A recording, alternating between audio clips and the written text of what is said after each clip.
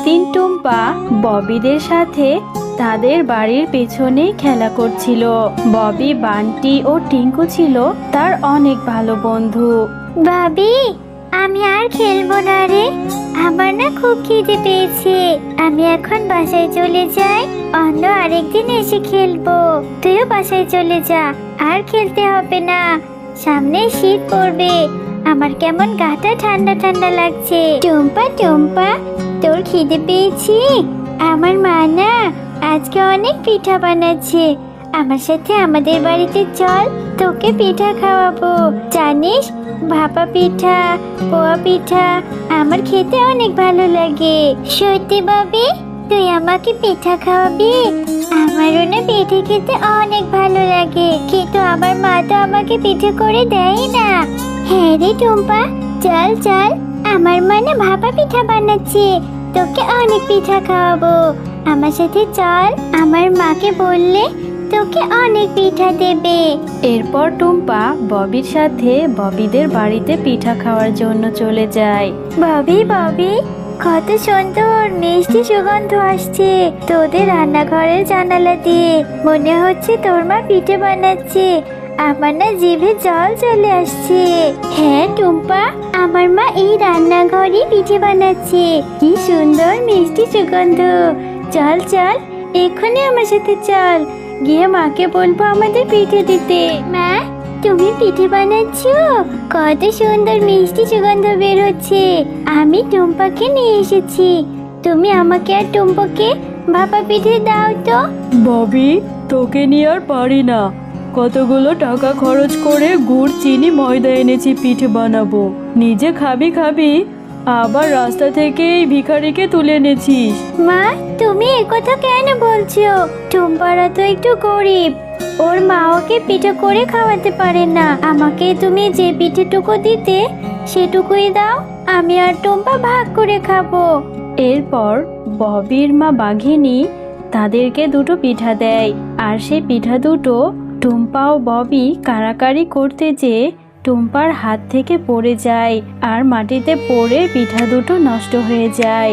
আয় টুম্পা, তুই পিঠা দুটো ফেলে এভাবে নষ্ট করলি কেন? এই জন্যই তো তোদের মতো ভিখারিকে দেখতে পারি না। নিশ্চয় লোভ সামলাতে পারিসনি। কেন রে, এসেছিস পিঠা খেতে, আবার আমার মেয়েটার কাছ থেকে পিঠা দুটো কেড়ে নিয়ে নষ্ট করে ফেললি? বেরিয়ে যা, এক্ষুনি বেরিয়ে যা বলছি আমার বাড়ি থেকে, আর কখনো আসবি না। কাকিমা, তুমি আমাকে এভাবে কেন বলছো? আমি তো ইচ্ছে করে পিঠা দুটো ফেলিনি, আমার হাত ফসকে পড়ে গেছে।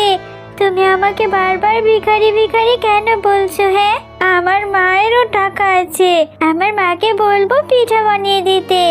এ কথা বলে টুম্পা সেখান থেকে চলে যায়। কি হয়েছে রে মা টুম্পা, এভাবে মনটা খারাপ করে বসে আছিস যে? আজকে কাজ থেকে ফিরতে একটু দেরি হয়ে গেল রে। মা, আমার মনটা একদমই ভালো নেই।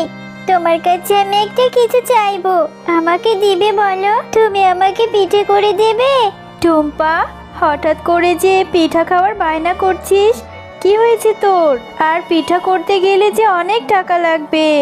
গুড়, চিনি, ময়দা, ওগুলোর যে অনেক দাম রে মা। আমি অত টাকা কোথায় পাবো? জানো মা, আজকে না ববিদের বাড়িতে পিঠা করেছে। আমি ববির সাথে গিয়েছিলাম, ববির মা একটা পিঠা খেতে দিয়েছে। আমার হাত থেকে পিঠার থালাটা পড়ে পিঠা দুটো নষ্ট হয়ে গেছে। আর ববির মা বাঘিনী কাকিমা আমাকে ভিখারি বলেছে, অনেক বকাবকিও করেছে। তুই কেন গিয়েছিস রে মা পিঠা খেতে ওই বাড়িতে? আচ্ছা ঠিক আছে, আমি আজকে ম্যাডামের বাড়ি থেকে কিছু টাকা নিয়ে গুড় আর ময়দা কিনে নিয়ে এসে তোকে পিঠা করে দেব। এরপর টুম্পার মা শেফালি শিয়ালিনী তার কাজের অগ্রিম কিছু টাকা চাওয়ার জন্য বাঘিনীর বাসায় যায়। বাঘিনী ম্যাডাম, আমাকে আমার কাজের কিছু অগ্রিম টাকা দিন না। আমার ছোট্ট মেয়েটা যে পিঠা খেতে চাইছে, আমার যে সামর্থ্য নেই ওকে পিঠা করে দেওয়ার। আপনি যদি আমাকে অগ্রিম কিছু টাকা দিতেন, তাহলে আমি ওকে একটু পিঠা করে দিতে পারতাম।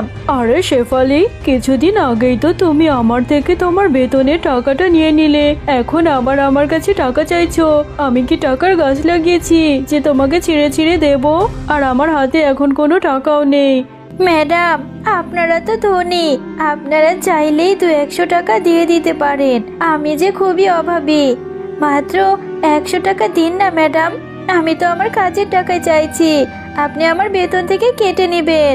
তুমি তো জানো ব্যবসার কাজে তোমাদের স্যার বাইরে গিয়েছে, তাই আমি অত টাকা খরচ করতে পারবো না। মাস শেষ হলে টাকা নেবে। বাঘ মামা, আমাকে বাকিতে একটু গুড় আর একটু ময়দা দিতে পারবে? আমি মাস শেষে তোমাকে টাকাটা দিয়ে দেব। শেফালি, আমি যে বাকিতে কারোর কাছে কিছু বিক্রি করি না, আর তুই হচ্ছিস গরিব। তোকে বাকিতে কিছু দিলে তুই সেটার টাকা দিতে অনেক দেরি করবি। যা তো, বিরক্ত করিস না। কিন্তু আমি যে আমার মেয়েটাকে বড় মুখ করে বলে রেখে এসেছি আমি আজকে ওকে পিঠা করে দেব। আমার মেয়েটা যে বড় আশা করে পথের দিকে চেয়ে রয়েছে। ঠিক আছে বাঘ মামা, আমার কাছে 20টা টাকা আছে। এই 20 টাকাতে যতটুকুনি ময়দা ও গুড় হয় তুমি ততটুকুই আমাকে দিয়ে দাও। হাসালি শেফা, 20 টাকার ময়দা দিয়ে আবার কি পিঠা করে খাবি? ঠিক আছে, এত করে যেহেতু বলছিস, আমি তোকে 20 টাকার ময়দা আর গুড় দিয়ে দিচ্ছি। এরপর শেফালি শিয়ালিনী বাঘের থেকে 20 টাকা দিয়ে কিছু ময়দা ও গুড় নিয়ে বাড়িতে চলে যায়, আর বাড়িতে গিয়ে তার মেয়ে টুম্পাকে পিঠে করে দেয়। মা, এত দেরি হচ্ছে কেন পিঠা হতে? আমাকে দাও দাও, আজকে আমি অনেক পিঠা খাবো। আমার যে পিঠার সুগন্ধে মনটা ভরে যাচ্ছে। তাড়াতাড়ি আমাকে পিঠা দাও। পাগলি মেয়ে আমার, খাবি রে মা, কিন্তু অনেক পিঠা কি করে খাবি? আমি যেটুকুনি ময়দা আর গুড় এনেছি তা দিয়ে তো 2টা পিঠা হয়েছে। এই 2টা পিঠাই তুই মন ভরে খাবি রে মা। এরপর টুম্পার মা তার তৈরি করা সেই 2টা পিঠা টুম্পাকে দিয়ে দেয়। নে মা টুম্পা, এবার তুই মন ভরে পিঠা খা। তোর পিঠাটা খাওয়া দেখলে আমিও যে খুবই শান্তি পাবো। নে মা, তাড়াতাড়ি খেয়ে নে। মা, তুমি 2টা পিঠাই আমাকে দিয়ে দিলে। একটা পিঠা তুমি খাও আর একটা পিঠা আমি খাবো। আচ্ছা মা, এই পিঠাটা আমাদের বাড়ির পেছনের পুকুর পাড়ে গিয়ে বসে বসে আমি খাই। পাগলি মেয়ে আমার, পুকুর পাড়ে গিয়ে বসে বসে পিঠা খাবি? আচ্ছা ঠিক আছে, যা, বেশি দেরি করিস নে, আবার তাড়াতাড়ি ঘরে ফিরে আসবে।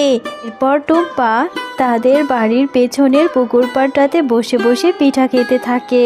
এমন সময় সেখানে একটা বৃদ্ধা শিয়ালিনী আসে। আরে ও দিদি ভাই, কি খাচ্ছ এত তৃপ্তি করে?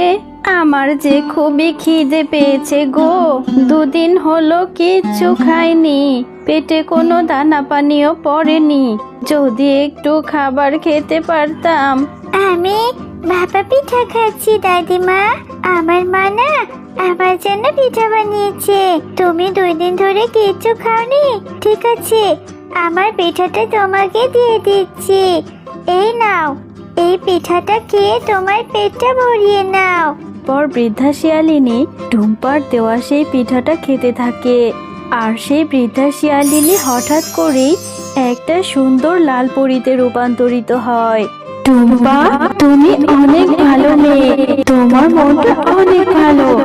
আমি তোমার মন পরীক্ষা করছিলাম, তুমি তোমার এত পছন্দের পিঠেটা আমাকে দিয়ে দিলে।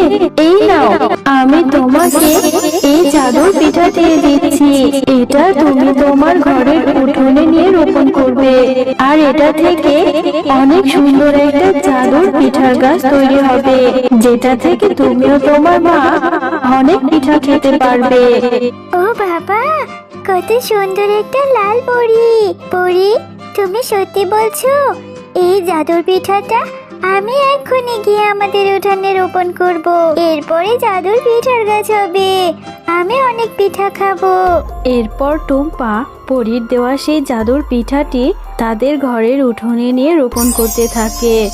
আর হঠাৎ করে সেখান থেকে অনেক বড় একটা জাদুর পিঠার গাছ হয়ে যায়। এ টুম্পা, এই এত বড় পিঠার গাছ কোত্থেকে এলো রে? আমি তো জীবনে কোনোদিনই পিঠার গাছ দেখিনি।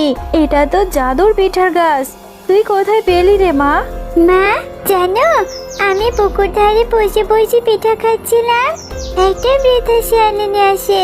তারপর তাকে আমি পিঠা খেতে দিই, আর সে তখন একটা লাল পরি হয়ে যায়।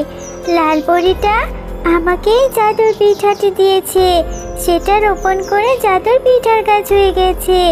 চলো মা, এখান থেকে কিছু পিঠা পেড়ে আমরা বাজারে বিক্রি করব। তোমাকে আর মানুষের বাসায় কাজ করতে হবে না মা।